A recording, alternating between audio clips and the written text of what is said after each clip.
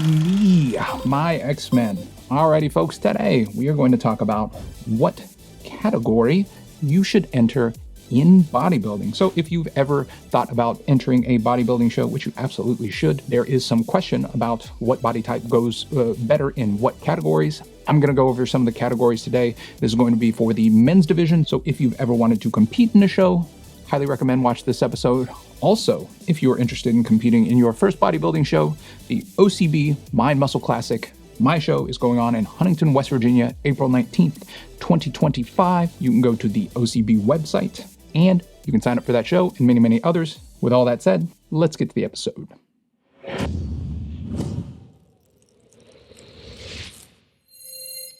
First and foremost, why am I breaking down bodybuilding categories? Well, I promote a natural bodybuilding show, I compete in natural bodybuilding, and I also judge natural bodybuilding. Now, why sort of the emphasis on the natural part there? Well, because it's a very similar sport to the enhanced side of the game, but there are going to be some differences in terms of judging based on the fact that natural competitors can't get to the level of muscularity that the enhanced athletes can.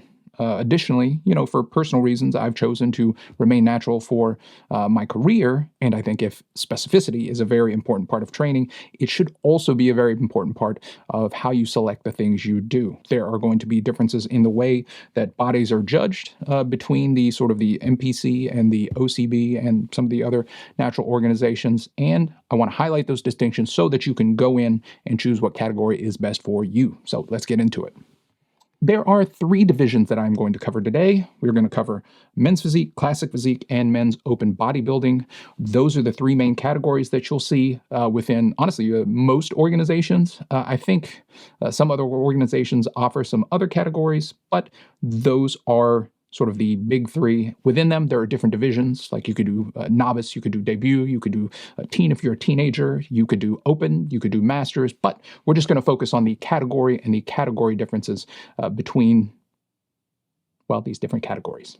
All right, first and foremost, we're going to start with men's physique, and I'm going to throw up a picture right up here of my guy, Eric Shelton. He was the OCB men's physique Yorton Cup champ. That's like our Olympia in the OCB. He was the men's physique Yorton Cup champ back in 2023, and he looks freaking amazing. So what you can see from this picture here is Eric has on the left, we're going to focus on the left, sort of that side shot.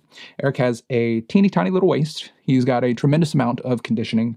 He's got his bubbly pecs, big arms, and just overall this really sort of streamlined, muscular, and lean look. And then you look on sort of that sort of frontal shot of him. He's got really good cap delts. Again, pecs are popping, sort of those washboard abs, and he looks very, very good. Now, all categories are judged, again, within a sort of another big three paradigm, symmetry, muscularity, and conditioning. So for men's physique, what are we really looking for? We are looking for a good V-taper. We are looking for wide lats, cap delts, small waist, narrow hips, and we are going to look for some quad sweep and some calf development. Now, I think there is a big thing out there that you don't really have to train your legs because men's physique is sort of the board short division, but sitting in the judge's chair, looking up at competitors, we're looking at your legs too. We're looking at your calves. And if you have a overly developed upper body and it is too asymmetrical from your lower body, you're going to get dinged on that because a lot of people don't know this, but in the OCB especially, the first thing that we emphasize within all categories is the symmetry for that category. And if you are asymmetrical, there is not a good chance that you're going to win that category. So we are looking for symmetry top to bottom. Again, the symmetry could be different between categories, but if you are not symmetrical for your category, you're going to get dinged. So you need developed lower body, not extremely large. There could be some asymmetry there, a little bit smaller of a lower body compared to upper body. I mean, that's somewhat normal for this category. We often see that, but you want to look as though you have trained your legs and your calves. Other things to note, sort of a 2D look, you are going to want more width and less density. So if you look at this side shot of Eric, he's got a lot. He's again, great muscularity, but the density from like front to back isn't as much as we would see in a classic physique or men's open bodybuilding division. Category. And I apologize for not having sort of a back relax shot. But if he were to turn it around, Eric's got very, very nice lats, and they really, really pop. So he's got the width, but he's just not going to have sort of that front to back density. Other things to note for this category, again, I want you all to compete in a show. I want you all to compete in a natural bodybuilding show. Your clothing for this category is going to be different. You're going to, again, be wearing board shorts. Generally, these are fitted. Eric, I think, has some regular, almost swim trunks or gym shorts in this, but that's not what you're going to see. I've got a different image here that I'll show you of what an on-stage sort of board shorts will look like. But you're going to be wearing board shorts, and then the posing is going to be different. You're going to be going through sort of rounds of relaxed posing, and that's going to be different from the classic physique and men's open bodybuilding divisions. You're going to have a front relaxed, a side relaxed, and a back relaxed pose. Sometimes whoever the head judge is, they might freestyle and have you pick your, your favorite pose or your favorite non-men's physique pose, but those are all sort of just non-scored and fun. But again, when you're thinking about this category, remember streamlined, cap delts, width, less density, good symmetry from top to bottom, leg development, some leg development, geez guys, and calf development whenever you're thinking about this category. Category 2, and possibly my favorite category, I'm not so sure. Well, definitely a lot of people's favorite category, at least based on, what Bumstead did for the sport, classic physique. So when I think of classic physique, I think of this guy, Mr. Frank Zane. Now again, as I said, OCB natural organization. However, the sort of the golden era bodybuilding, the sort of classic physiques that you think of when you think of classic physique, some of these guys were enhanced, and that's okay. You can admire someone's physique even when they're enhanced if you're a natural bodybuilder. I love the Olympia. The Olympia is fantastic. So when we are looking at Mr. Frank Zane here, he is known for many, many things. His aesthetics, his posing, back in the day, his conditioning, which is sort of a big differentiator here between current bodybuilding and classic physique. But when you look at Frank, number one, so he has the aesthetics, the what we would sort of, I'm going to lump that under symmetry, just top to bottom. His quad development, his calf development, his arm development, chest, and just the beautiful lines. And so that is the thing with classic physique that I think sort of is almost self-selecting. I think classic physique self-selects, and by self-select, I mean the competitors at the highest level who have achieved the most are sort of self-selected because they have these genetics that give them sort of fuller muscle bellies, these big chests, the ability to pull, as you see in the sort of the right hand side, to pull a vacuum, and just have better sort of proportions. They don't have narrow clavicles. They are just very, very symmetrical with certain qualities that these classic guys had. Now, again, first thing we sort of judge for is symmetry, and the things that we look for here are, we want to make sure that our calves and our biceps are pretty closely matched. We want to make sure that our quads are around sort of 2/3 our waist size. We want to make sure that we have full quads, wide lats, and you're going to want to have like 3D sort of full muscle bellies as compared to sort of that 2D look you see in men's physique. So less density in men's physique. Classic physique, just really dense, sort of a 3D look about you. Other things to note, full rounded pecs, high rib cage is going to help whenever you're pulling a vacuum. You're going to be extremely muscular, and you're going to have a very low body fat. However, not as low a body fat as men's bodybuilding. So some things you see, like let's say on the Olympia stage, you're going to see classic physique guys who come in with glutes. That's the real difference here. In the OCB, can't speak for the other organizations. The classic guys, if they come in with striated glutes, you came in too lean. You came in too lean. You should have been in the bodybuilding category. Now, why is that the case? Well, because in terms of muscularity, there are a lot of the classic physique guys who could meet the muscularity level of the men's open bodybuilding guys, and we have to have some way to differentiate the categories. Otherwise, why have the categories? In the enhanced side of the game, you have so much a wider weight range that you are able to have guys in the, I don't know, the whatever the weight cap is for classic physique. I'm losing it right now. You can have guys who hit that weight cap and have striated glutes. And then in men's open bodybuilding, you have guys, yes, with striated glutes, but they're also like 60 pounds heavier. So there is still a way to differentiate those categories in the enhanced side of the game because you have so much larger of a weight range. On the natural side of the game, there is much less to sort of differentiate those categories. So by putting it into the guidelines that we want somewhat of a softer look. There's definitely guys who come in pretty hard, who come in close to striated glutes, and that's sort of like the top end. And then on the bottom end, if you look at Frank here in this picture on the left-hand side, he's a little bit softer. He doesn't have striated glutes in that picture. I know I can't see his glutes in that picture. Just based on his like sort of front level of conditioning, you can guess that he doesn't have striated glutes. And so that would be sort of the mid-range to bottom end of the sort of classic physique conditioning. So conditioning is going to be a little bit different in classic physique. Just to rewind, so symmetry, conditioning, muscularity. Those are the main things that we look for in all categories. Classic physique is going to be probably as muscular as men's open bodybuilding with slightly less on the conditioning front. It's going to be a bit more 3D than men's physique.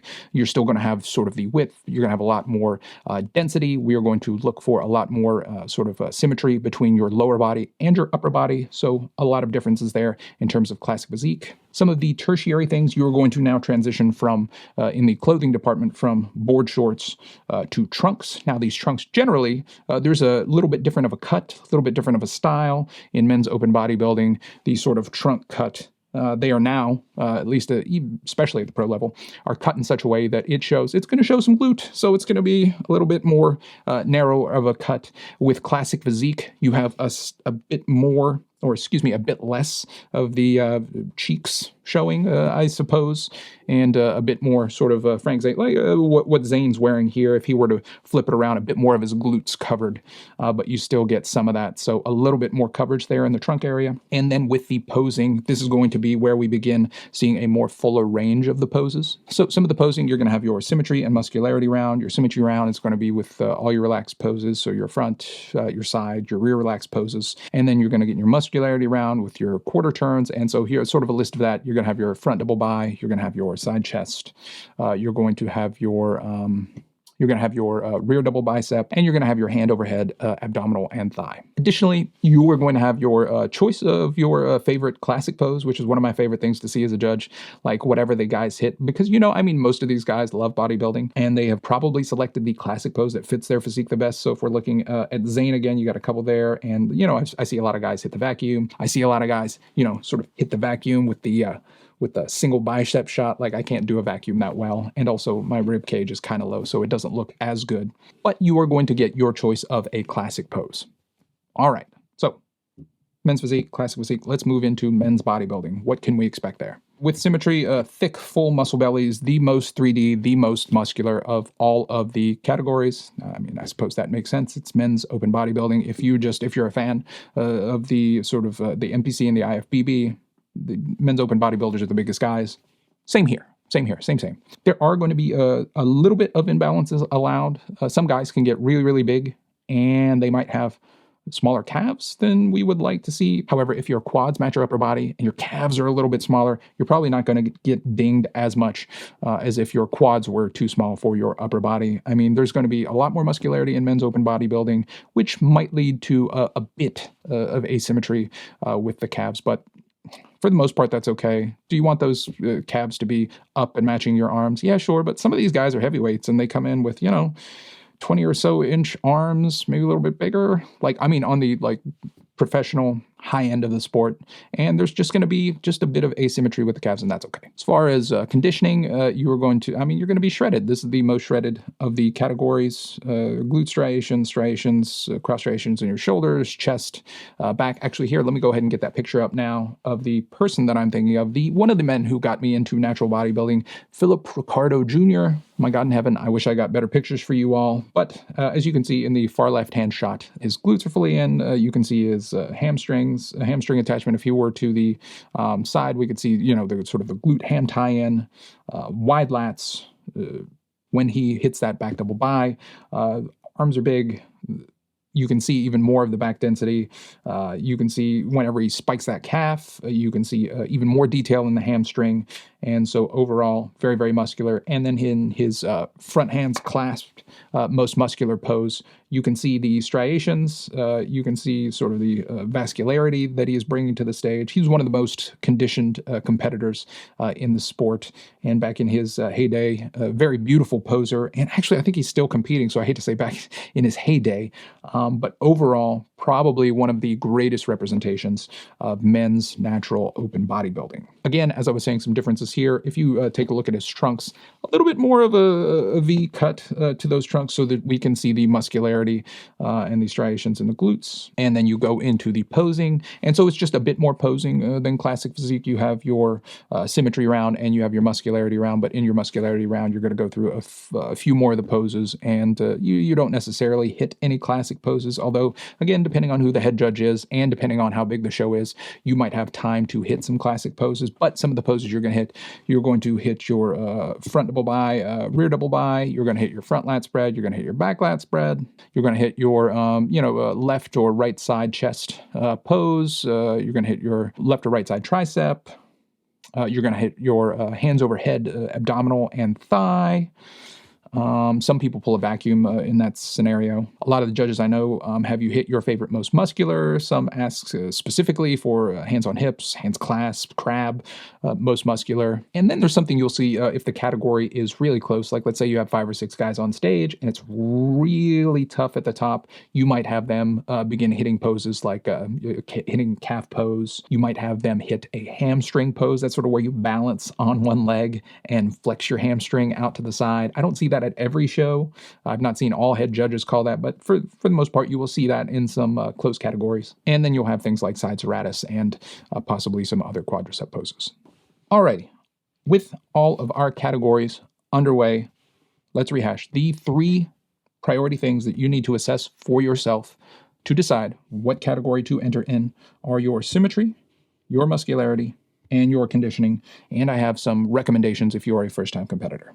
So number 1 and the best thing that you could do is to get into some level of conditioning. Get into the low double-digit body fat range, high single-digit body fat range, and take some pretty high-quality photos and get those photos to someone who has competed, to a coach who coaches competitors, and have them take a look at you. The reason you want to be in the high single-digit, low double-digit is that is going to give them a better idea of sort of where you could be should you decide to compete. Getting yourself in front of a set of eyes who knows what to look for is going to be the easiest way to decide what category you should jump into. If you don't want to do that, here are some things to consider. If you are a person who has been lifting for 2 to 3 years, if you have not been able to bring your legs up entirely to match your upper body, men's physique is a great category to jump into for multiple reasons. One, this will give you time to continue to train in your off season to bring your legs up to match your upper body. And at the same time, if you want to compete and you want to step on stage, it's easy to throw on some board shorts and get on stage and still feel like you belong, even though you may want to bring your legs up. So it's a great division for that. Additionally, sort of the posing requirements for this category are going to be a lot less than the classic physique and the men's bodybuilding. So if your love for bodybuilding and being on the stage is just growing, men's physique is a great way because you can master the poses in men's physique a lot easier than you can master the poses in men's open bodybuilding and classic. Now, don't get me wrong, some of these men's physique guys are great, and they're honestly they're bodybuilders, and they have mastered not only the art of sort of just the stationary poses, but really the artwork is in the transition from pose 1 to pose 2, from front to side to rear, and they've sort of mastered all those little tiny things. And you really see it as a judge. All the guys who have put in, all the guys and gals, might do a talk about those divisions and categories later, but you see the sort of the work ethic and the professionalism, not in how they hit the pose, but how they transition from pose 1 to pose 2. But as I said, so men's physique is a good sort of opening salvo into your bodybuilding career. However, if you have been training for 3+ years, you have a great level of muscularity, and let's just say you've never really dieted down before, like to super lean levels, like you maybe want to do men's open bodybuilding. You are generally in the mid to high double-digit body fat range. You want to hit a show in 12 to 15 weeks, but you don't feel like you'll bring that level of conditioning. I think men's classic physique is a good for yourself and your body type and where you're at, a good sort of opening salvo. Could it be the category that you end up staying in? Yeah, absolutely. It's totally great. But if your heart is in men's bodybuilding, there is a certain level of conditioning that might take a couple of seasons to reach if you want to be as effective as you can on stage. I think the thing for me, I like to have people picture in their minds how would their body fit on a pro stage, not on an amateur stage. So like, could you come in and win a amateur men's open bodybuilding show with not so great conditioning by just being the most muscular dude on the stage with great symmetry? Yeah, absolutely. That's happened tons of times. But then I like to have, in my mind, I like to project that body onto a men's pro stage. And if you come to a men's pro show in that level of conditioning, aside from getting your doors blown off, it would not be the showing that I would want to have. And, that is a subjective thing. That's also a thing as a judge. Like if I was sitting there judging that category and a guy came in, beautiful lines, good muscularity, symmetry, muscularity. A lot of the guys have good symmetry and muscularity. Everyone on stage is a pro. It is the conditioning factor that is really going to take you over the finish line. So I think as a newbie to the bodybuilding world, if you haven't gotten into really conditioned shape and you don't feel like you could bring a certain level of conditioning, I think men's classic physique is a great division for you if you have full muscle bellies, top to bottom, and you just want to step on stage. Lastly, men's open bodybuilding. If you're a pretty muscular guy and you are either going to hire a coach and you're going to begin prepping a year out, and this is your first time and your first go at it, and you feel like, you generally maintain a certain level of leanness, that, you get visible abs, and you're going to take a decent amount of time. Men's bodybuilding, absolutely a great category to jump into. And again, this could be a progression type deal. You could start men's physique and then go into classic and then go into men's open bodybuilding. So there's nothing to say that you need to pick one category and stick to it forever. And that was a hurdle that I had in my life. For me, to be honest with you, my heart is in men's open bodybuilding. So for the entirety of my sort of bodybuilding-ish career, I've just wanted to do men's open bodybuilding. But I also like to be successful. And I think, there is a chance that my body type might be more suited to men's physique. And so with that in mind, for me, I'm probably going to pop off and do some men's physique shows on top of some men's open bodybuilding shows because, there are multiple aspects to this sport to love. And so at the end of the day, whatever you decide to do, whatever category you decide to enter in, my man, follow your heart, do what you want to do, but understand there are specific criteria that we are looking for between men's physique, classic physique, and men's open bodybuilding. A lot of it has to do with conditioning. A lot of it has to do with symmetry. Yes, absolutely, muscularity is up in there, but if you are asymmetrical, you're going to get dinged pretty hard. And if you are overly conditioned or under conditioned for a category, you are going to get dinged for that as well.